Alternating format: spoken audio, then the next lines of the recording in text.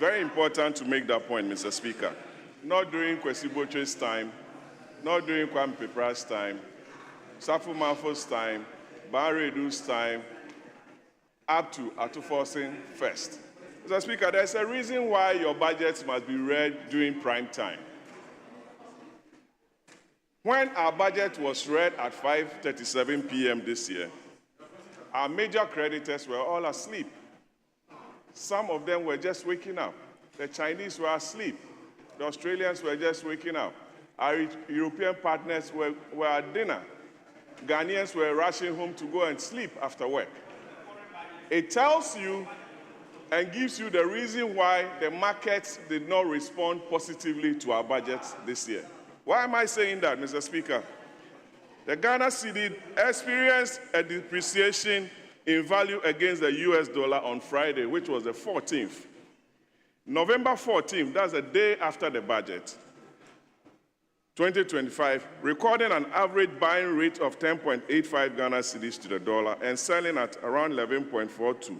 At the Forex bureaus, the cedi was trading at 12 Ghana cedis to the dollar and purchasing at 12.35 dollars to the cedi. Mr. Speaker, it tells you how unresponsive our budget was to the market and how investor-friendly it was into the market. Mr. Speaker, I go to the meat of the budget. Adia, this is the second budget of His Excellency the President of the Republic of Ghana.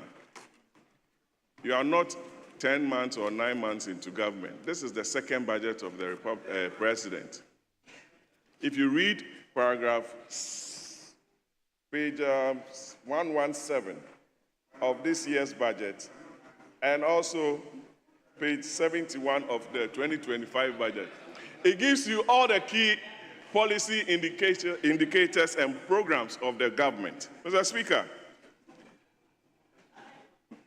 according to the Minister of Finance, revenue from oil is falling, and I didn't hear any specific policy measure to improve upon our oil revenues. Mr. Speaker, as we speak, the Pecan oil block, which has Luke Oil as a major stakeholder with 38%, with Luke Oil having to face sanctions from the United States of America, I expected the minister to have given us a clear policy guideline on what the government of Ghana was doing to shore up our oil revenues. And I read from the statement from the U.S. Department of Treasury Office of Foreign Assets Control, OFAC, that all assets of Luke Oil ought to be taken care of, or they should start with the process of winding up their assets by the end of this year.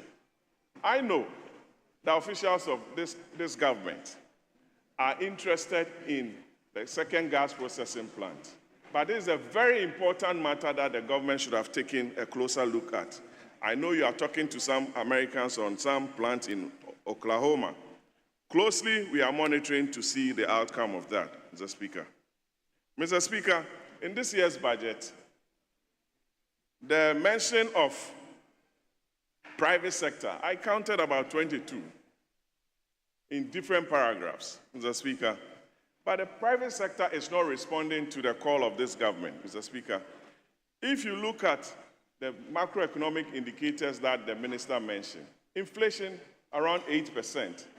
But the ones that the private sector has to look at to take the bold steps to invest and create the needed jobs in the country were very weak and low. Mr. Speaker, non-performing loans, according to the Bank of Ghana, is just around 23%, Mr. Speaker.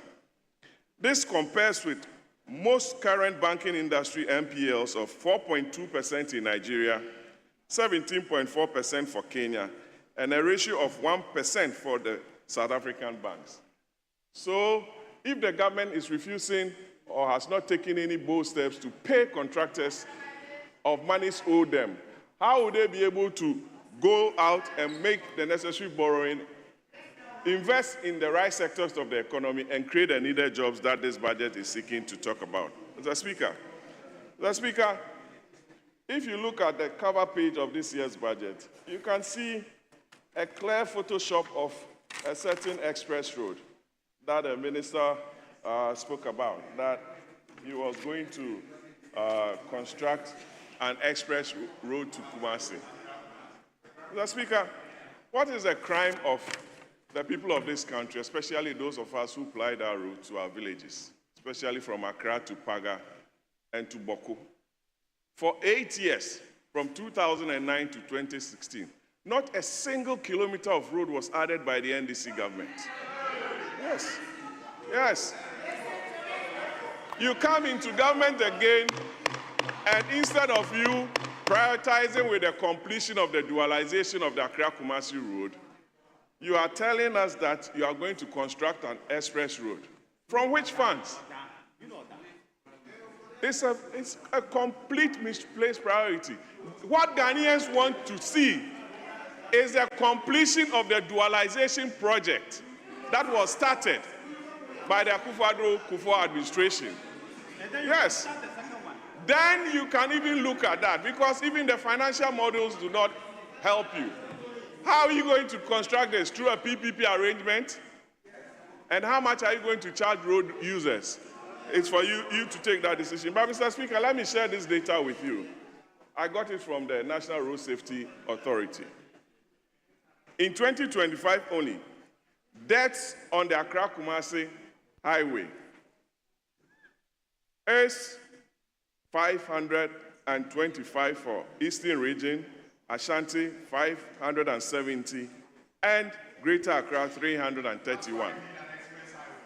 Mr. Speaker, so a reasonable government would take the completion of the dualization program as a priority, complete it, and save Ghanaian lives rather than taking another step of constructing an expressway, which I believe it's not a priority for Ghanaians. Mr. Speaker, it's very important we look at that.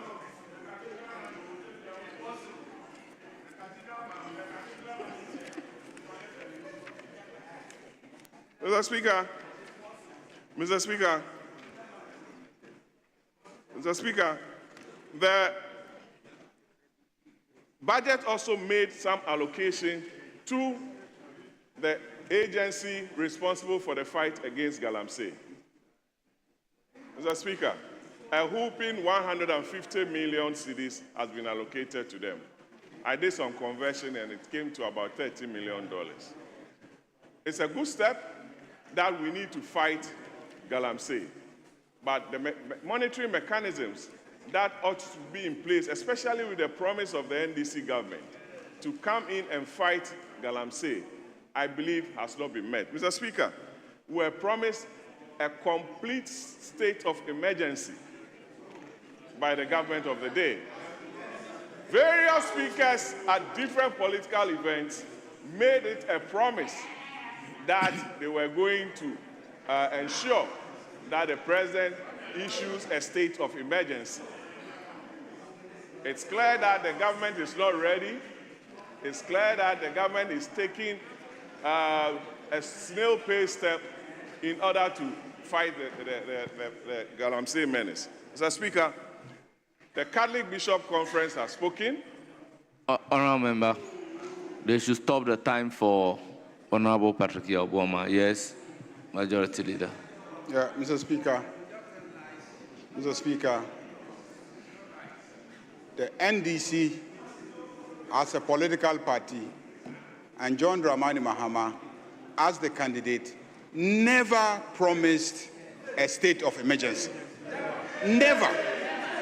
NDC never promised. The manifesto is there. The manifesto captures the promises we made to Ghanaians. And there are video clips of every rally, every statement of the candidate, John Dramani Mahama. And he never promised a state of emergency. So I believe the honourable member can retract that and continue, even though I have no problem if the honourable member says that an expressway to Kumasi is unnecessary.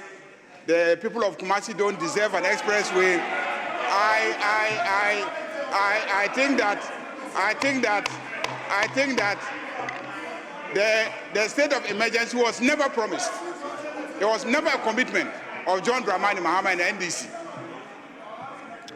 Yes, Honorable Patrick Boamah. Mr. Speaker. Did you say some experts propose a declaration of state of emergency?